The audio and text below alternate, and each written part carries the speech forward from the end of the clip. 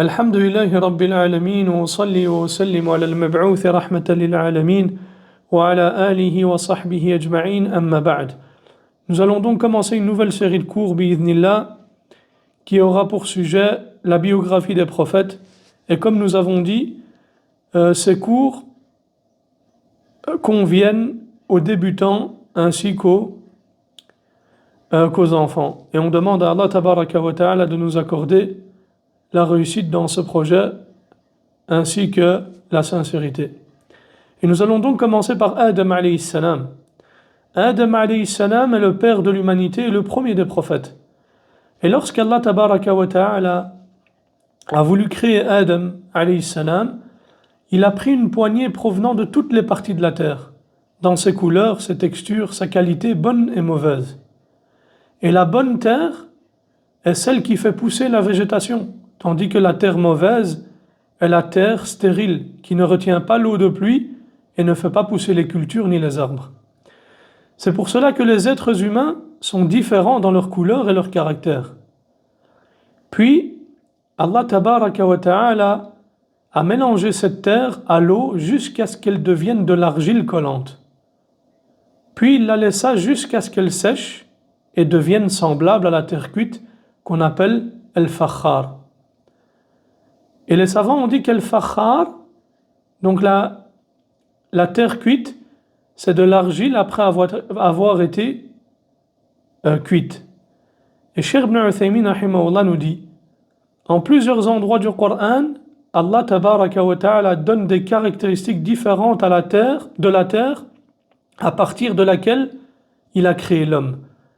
Ces dénominations différentes marquent le passage de Adam de la terre à la terre humide, à l'argile collante, à l'argile sonnante, à l'argile sèche, comme de la terre cuite, jusqu'à ce qu'il lui insuffle l'âme afin qu'il devienne un homme. Fin de citation. Donc, après qu'il le laissa sécher après qu'il le laissa sécher et devienne semblable à la terre cuite, Allah tabaraka wa ta'ala lui a insufflé une âme créée par lui. C'est-à-dire qu'Allah a insufflé en Adam une âme créée par lui. Et Allah tabaraka wa ta'ala a honoré Adam alayhi salam en le créant de sa noble main. Et les gens de la sunna affirment qu'Allah tabaraka wa ta'ala a deux mains et que ces deux mains sont parmi les attributs d'Allah, comme cela est mentionné dans le Coran et dans les hadiths authentiques du messager d'Allah sallallahu alayhi wa sallam. Par contre, il faut savoir que ce sont deux mains qui conviennent et sied à la grandeur et à la majesté d'Allah tabaraka wa ta'ala, et que ces mains ne ressemblent pas et ne ressemblent en rien à celles d'une créature quelle qu'elle soit, car Allah tabaraka wa ta'ala dit dans la sourate, dans le verset, Laysa kamithlihi shay wa huwa as-sami'ul basir. Il n'y a rien qui lui ressemble et c'est lui l'audient, le clairvoyant. Donc Allah tabaraka wa ta'ala a insufflé en Adam une noble âme qu'il créa. Et il a honoré cette âme en l'attribuant à lui-même. Lorsqu'Allah tabaraka wa ta'ala dit dans le verset, dans la sourate Al-Hijr, verset 29, wa nafakhtu fihi min ruhi, et aurait insufflé en lui une de mes âmes. Et ensuite Adam alayhi salam est alors devenu un être humain harmonieusement formé. Et comme l'a dit le Qurtubi ici par rapport à l'âme, il dit, rahimahullah, l'âme est un élément subtil à travers lequel Allah tabaraka wa ta'ala suscite la vie dans le corps où elle est insufflée. Et l'âme est une créature d'Allah qu'il s'est attribuée en disant ici dans le verset, une de mes âmes, mir ruhi, une de mes âmes, pour en souligner la noblesse, tout comme il dit, messieurs, ou encore, la maison d'Allah. Fin de citation. Et Allah tabaraka wa ta'ala a ensuite ordonné aux anges de se prosterner devant Adam alayhi salam lorsqu'il l'a harmonieusement formé et qu'il lui a insufflé l'âme.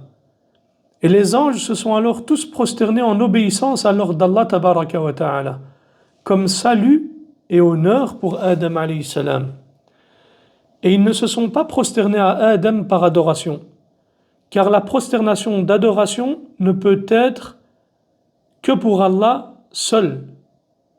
Mais Iblis refusa de se prosterner, par jalousie envers Adam alayhi salam, pour la faveur qu'Allah tabaraka wa ta'ala lui avait accordée, et par orgueil face à l'ordre d'Allah tabaraka wa ta'ala. Allah subhanahu wa ta'ala l'a alors maudit et l'a éloigné de sa miséricorde. C'est pour cela que la jalousie et l'orgueil comptent parmi les pires caractéristiques et les plus laids des caractères. Et lorsqu'Allah tabaraka wa ta'ala créa Adam alayhi salam, il lui dit: va donc saluer ceux-là. Et il s'agissait d'un groupe d'anges qui étaient assis. Et écoute attentivement leur salutation, car ce sera ta salutation et celle de ta descendance. Adam leur a dit: paix et salut sur vous, c'est-à-dire assalamu alaykum. Ils ont alors répondu: wa alaykum salam wa rahmatullah. Et ils ont ajouté: wa rahmatullah. Et le hadith a été rapporté par Bukhari et Muslim. Ensuite, Allah tabaraka wa ta'ala fit habiter Adam au paradis et créa pour lui, à partir de son corps, une femme nommée Hawa, afin qu'elle soit son épouse. Donc l'épouse de Adam s'appelait Hawa. Et Allah tabaraka wa ta'ala leur a permis de jouir de tout ce qui se trouvait au paradis comme nourriture et boisson, à l'exception d'un seul arbre. Et il leur a ordonné de ne pas s'en approcher. Mais le diable, Iblis, leur a insufflé des wasawis, des insufflations sataniques. Et il leur jura que s'ils mangeaient de cet arbre, ils obtiendraient la permanence et l'éternité au paradis. Et Adam et Hawa ont été trompés par le serment d'Iblis et pensaient qu'il disait vrai. Ils ont alors mangé de cet arbre. Et lorsqu'ils y ont goûté, leur nudité leur est apparue. Et ils ont alors commencé à se couvrir avec des feuilles du paradis. Et ce qui est voulu par la nudité, c'est les parties du corps qui doivent être couvertes, et particulièrement les parties intimes. Alors leur Seigneur les interpella en leur disant: أَلَمْ أَنْهَكُمَا عَنْ تِلْكُمَا الشَّجَرَةِ وَأَقُلْ لَكُمَا إِنَّ الشَّيْطَانَ لَكُمَا عَدُوٌّ مُبِينٌ. Ne vous ai-je pas interdit cet arbre? Et ne vous ai-je pas dit que le diable est pour vous un ennemi déclaré? Ils ont alors dit: قَالَا رَبَّنَا ظَلَمْنَا أَنفُسَنَا وَإِن لَّمْ تَغْفِرْ لَنَا وَتَرْحَمْنَا لَنَكُونَنَّ مِنَ الْخَاسِرِينَ. Seigneur, nous nous sommes causés du tort, et si tu ne nous pardonnes pas et ne nous fais pas miséricorde, nous serons certes du nombre des perdants. Et comme Adam et Hawa ont regretté et éprouvé de la pudeur devant Allah tabaraka wa ta'ala et l'ont craint, Allah subhanahu wa ta'ala a alors accepté leur repentir et leur pardonna. Car Allah tabaraka wa ta'ala est celui qui accueille le repentir et il est miséricordieux. Puis Allah tabaraka wa ta'ala a fait descendre Adam, Hawa et Iblis sur terre. Et il les a mis en garde contre le diable et leur a annoncé qu'il était un ennemi pour eux et pour leur descendance. Il les a avertis de ne pas lui obéir, car il n'ordonne que le polythéisme, le shirk, les innovations, les turpitudes et les péchés, et qu'il détourne du tawhid, de l'unicité d'Allah, de la sunna, des actes d'obéissance et des œuvres pieuses. Et celui qui obéit à Allah et désobéit à Iblis et unifie Allah entrera au paradis. Et celui qui désobéit à Allah et obéit à Iblis et commet du shirk entrera en enfer. Qu'Allah nous préserve. هذا وصلى الله على نبينا محمد وعلى آله وصحبه وسلم.